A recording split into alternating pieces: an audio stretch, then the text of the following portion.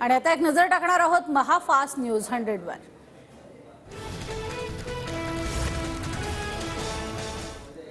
पुण्यातल्या कार्यक्रमात सुप्रिया सुळे आणि अजित पवारांनी एकमेकांशी बोलणं टाळलं। याआधीही बारामतीतल्या नमो महारोजगार मेळाव्यात दोघांनीही बोलणं टाळलं होतं। 2 वर्षांपासून पालिकेच्या निवडणुका रखडल्या। नगरसेवकांची निवडणूक लवकरात लवकर घ्यावी, सुप्रिया सुळेंची सरकारकडे मागणी।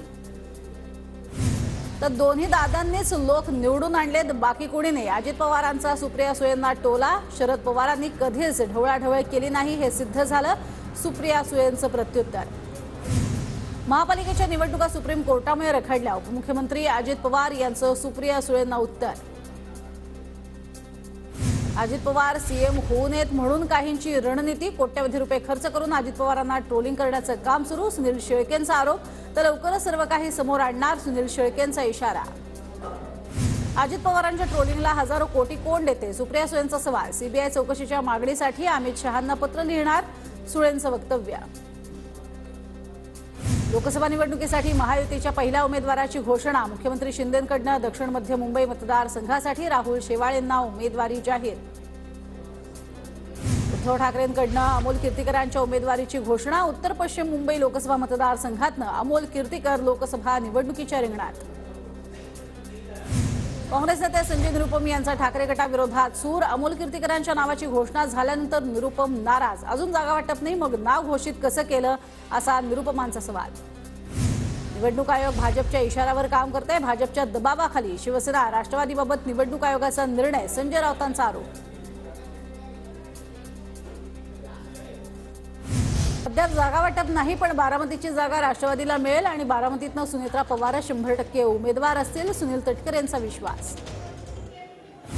माढ्यातनं महादेव जानकरांना मवियाकडनं उमेदवारी मिळण्याचे संकेत। राष्ट्रवादीतनं जानकरांना लढवण्याचं जवळपास निश्चित सूत्रांची माहिती। भाजपमध्ये रणजितसिंग निंबाळकर, धैर्यशील मोहिते पाटलांमध्ये रस्सीखेच। जागा वाटपाची चर्चा सुरू असतानाच नाशिकमध्ये भाजपचा प्रचार सुरू। भाजपच्या दिनकर पाटलांकडून दौऱ्यांना सुरुवात। वरिष्ठांकडून तयारीला लागण्याचे आदेश, दिनकर पाटलांची माहिती।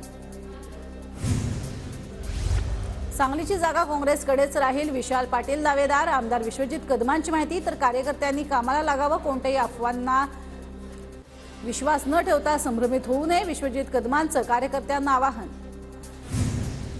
मावळ लोकसभेची जागा आम्हाला द्यावी, मावळ आणि पिंपरी चिंचवडमध्ये राष्ट्रवादी विचाराचे समर्थक। सुनील शेळकेंपाठोपाठ नाना काटेकडून सुद्धा मावळसाठी आग्रह। ठाकरे गटाला लोकसभा निवडणुकीच्या पार्श्वभूमीवर मोठा धक्का बसणार आहे। रवींद्र वायकरांच्या लवकरच मुख्यमंत्री शिंदेंच्या उपस्थितीत शिंदे गटात प्रवेश होणार, अशी सूत्रांची माहिती। कथित जोगेश्वरी भूखंड घोटाळ्यात रवींद्र वायकरांचं नाव। आचारसंहितेआधी मंत्रिमंडळ बैठका आणि विकास कामांचा धडाका। 11 आणि 12 मार्चला मंत्रिमंडळाची बैठक। पुढच्या आठवड्यात आचारसंहिता जाहीर होण्याची शक्यता। डोंबिवलीमध्ये भाजपच्या जाहिरातींना काळं फासलं। परिसरातील अनेक जाहिरातींना काळं फासल्याची घटना। विष्णुनगर पोलीस ठाण्यात अज्ञात व्यक्तीविरोधात गुन्हा दाखल। माझ्यासोबत विश्वासघातकी राजकारण खेळलं, मनातील खंत उघड करायची आहे। चिपळूणमध्ये सभेत एकत्र येऊया, मनातलं बोलूया, भास्कर जाधवांचं आवाहन। सभेत भास्कर जाधव काय बोलणार याकडे लक्ष।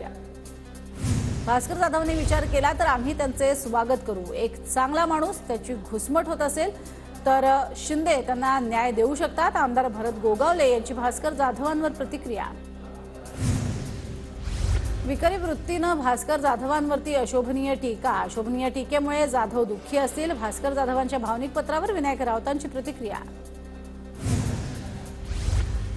हिंगोलीमध्ये आज शासन आपल्या दारी कार्यक्रम। मुख्यमंत्री शिंदे कार्यक्रमाला उपस्थित राहणार।